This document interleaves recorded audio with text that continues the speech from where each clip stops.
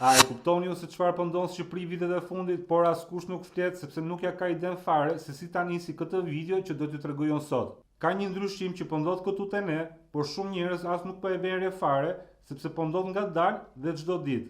Dikur për të kryer një pagesë duhet të shkojë me SSB në bank, të merr një copë letër të vogël, këshunohej numri i radhës dhe t'i thojë ditës së punës mirupafshim për shkak të radhave të gjata.